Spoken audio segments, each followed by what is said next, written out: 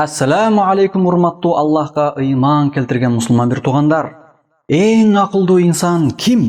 Шаддат ибн Аус радиаллаху анху риваят кылган хадисте Аллахтын элчиси Мухаммад саллаллаху алейхи ва саллям айтты: "Аль-каййису ман дана нафсах ва амила лима ба'дал маут." Чыныгы акылман адам нәпси каалоолоруна баш ийбей, өлүмдөн кийинки акырет жашоосу үчүн аракет кылып, ибадат амалдарды кылат. وَالْعَاجِزُ مَنْ أَتْبَعَ نَفْسَهُ هَوَاهَا وَتَمَنَّى عَلَى اللَّهِ. Ал эми акылсыз, алсыз адам нәпси каалоолоруна эрчип, дүйнөгө берилет жана акырет үчүн эч кандай эмгек кылбай туруп, Аллахтын кечиримин арзуу кылып жүрөт. Ат-Тирмизи. Чындыгында адамдардын көпчүлүгү азыр, адамдардын көпчүлүгү бар эмес. Акыретке эч нерсе кылбай, эч нерсе топтобой калды. Бирок бар эле кыяматта бейишке чыксам деп арзуу кылат. Тозоктон кутулуу үчүн аракеттер жок. Жалаң гана дүйнө үчүн жүткүнүп байысам жана жыргасам деп жүрөт. Акырет үчүн амал кылбай, жада калса мойнуна парз милдет болгон намаз, орозо сыяктуу ибадаттарды да толук аткарбайт. Болгон убактысын эртеден кечке мал дүйнө табууга жана тапкан акчасын тойго, үйгө, унага жана дүйнө рахатына батууга сарптайт. Акыретке жок. Убактысын, өмүрүн жана байлыгын дүйнө үчүн иштетет.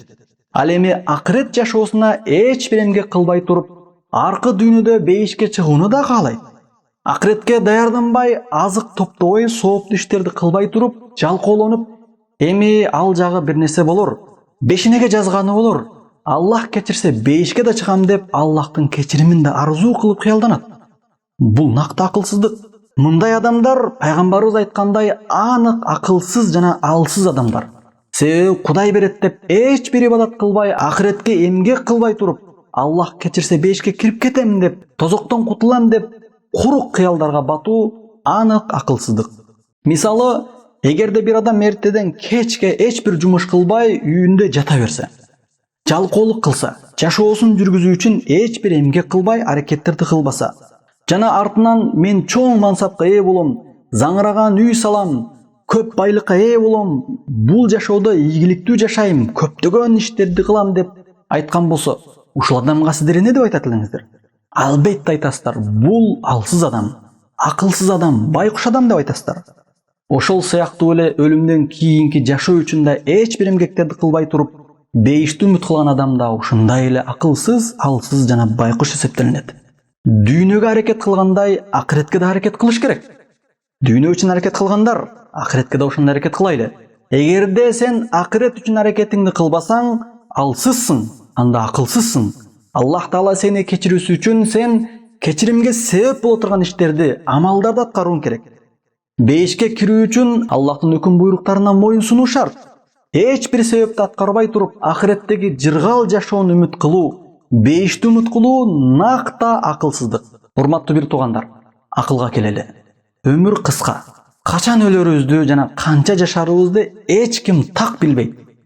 Аллахка моюн суналы. Дагы эле кеч эмес, акырет үчүн эмгектерди кылып калалы. Ибадат амалдарды кылып, Аллахка моюн сунуп калалы. Нәпси каалоолорубузга берилбей, өлүмдөн кийинки жашоого даярданып, сооптуу иштерди аткарып калалы. Аллах Таала бизди жараткан, Аллахка моюн суналы. Жакшылык иштерди кылып, акыретке азык топтоп алган адам гана акылдуу инсан эсептелинет. Пайгамбарыбыз Мухаммад саллаллаху алейхи ва саллям муну баса белгилеп айткан өз сөзүндө: "Чыныгы акылдуу адам нәпси каалоолоруна баш ийбей, өлүмдөн кийинки акырет жашоосу үчүн аракет кылып, ибадат амалдарды кылат." Aqulu qawli hadha wa astaghfirullah li wa lakum. Assalamu alaykum wa rahmatullahi wa barakatuh.